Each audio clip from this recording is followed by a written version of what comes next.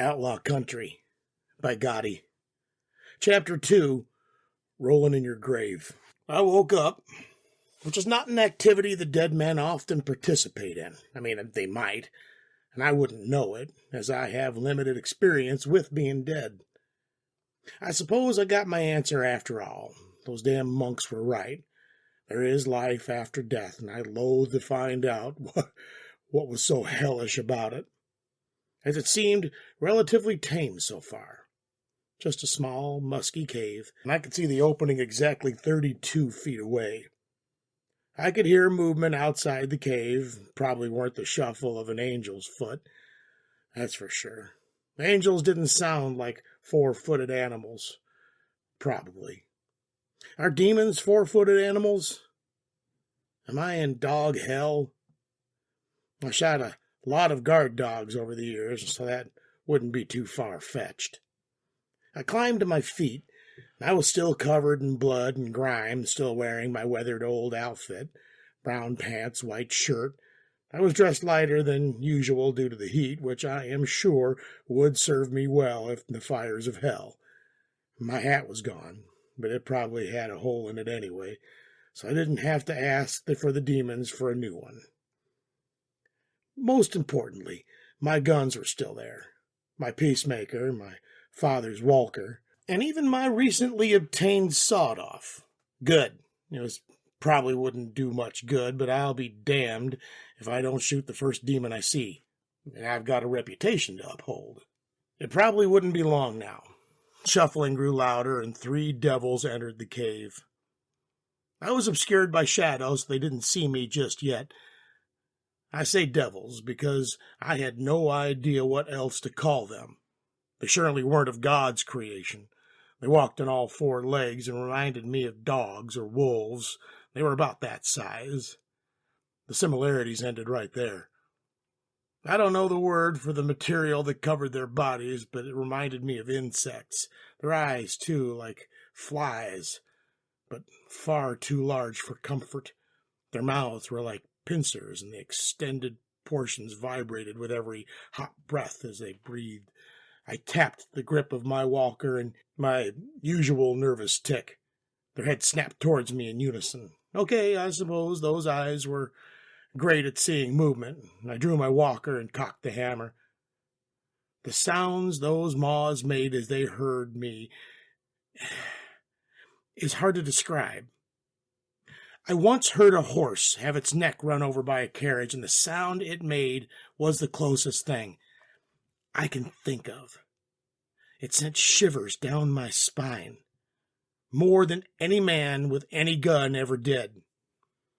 It had been a long time since I felt raw animal fear, but I felt it good. They began to approach, spreading out, much as wolves would.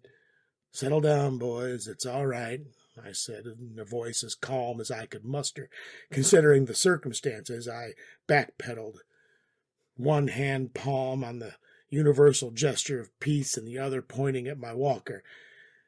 The creatures reminded me of wolves, so I rightfully assumed that they would understand how guns worked. My back hit the wall. The cave was smaller than I had anticipated. Sun shone through the entrance, so I could still see the devils. I was cornered, and I knew it. They knew it. So I opened fire. My Colt uses 45-40 grain. My walker uses 44 round balls, and it is loaded for 60 grains. It is the biggest, hardest-hitting revolver in existence. Last time I checked, at least. I mean, I wasn't too sure. Maybe some obscure gun maker made a revolver the size of a Gatling gun. But was it still a revolver at that point? I wasn't too sure that actually defined as a... Anyway, I was doing it again, right? The first shot hit the leftmost in the mass of its eyes. It made a noise like squished organs and went limp. The other 2 began to charge at me, and I did the same with the one in the middle, its momentum carrying it forward even after its own death. The wolves would have given up by now. They tended to run away when they realize a fight ain't worth it, which makes them smarter than most men. The devil did not give up. It continued to lunge towards me. I admit, I did not anticipate that. I rarely use my walker due to the fact that it's older than I am, and prone to failure due to being stuffed full of more gunpowder than it can handle.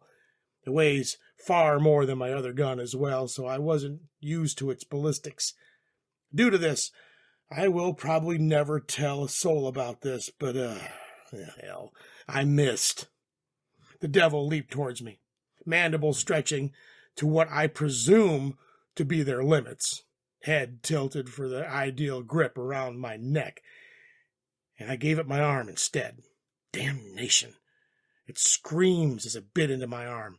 Its mandibles were hooked in like snakes, and I could feel it settle into my flesh.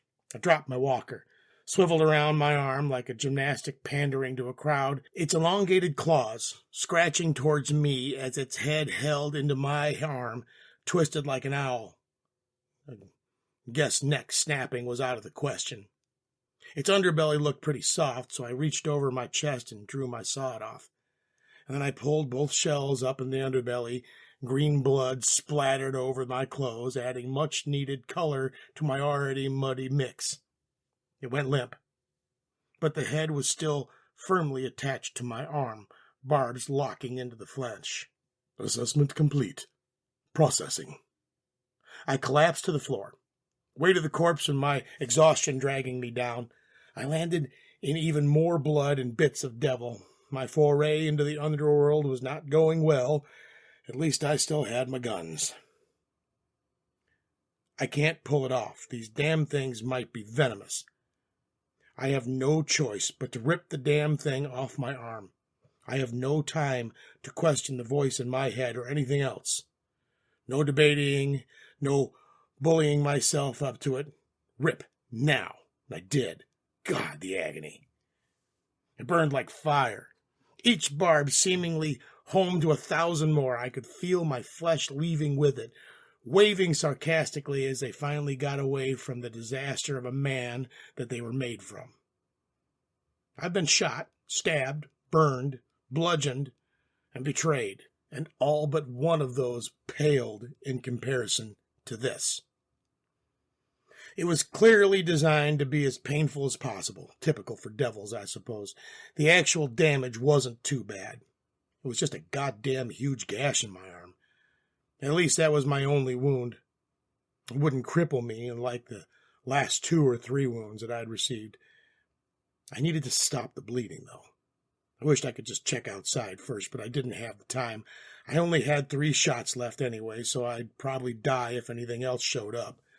So I took off my bandolier and satchel as well as my shoulder holster, and then I took off my shirt. Now, I'd love to describe myself as attractive, with a powerful toned body and refined musculature.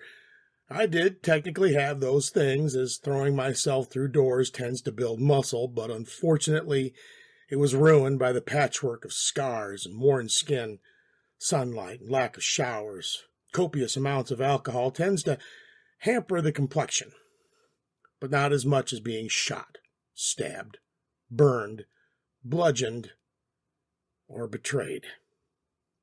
Not too sure how much the last one actually affected the complexion, but I might as well toss it in with the rest for comedic continuity.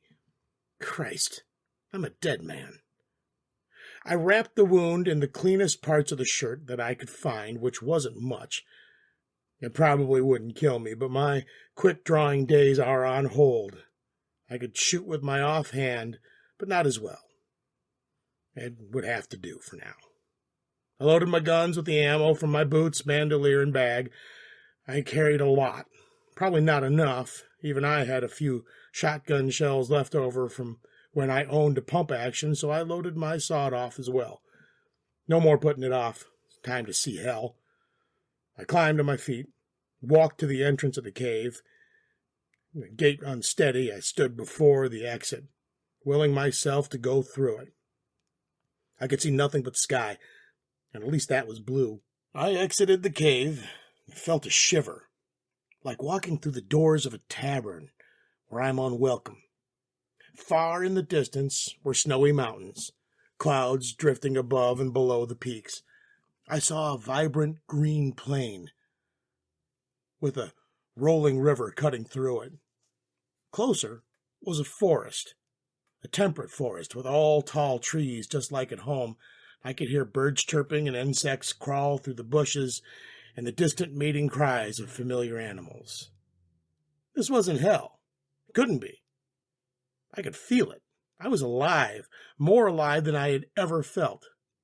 This wasn't damnation. It was a second chance. Processing complete. Displaying results. Which made it all the more confusing. Never thought I'd think of this. But damn, I wish I could read.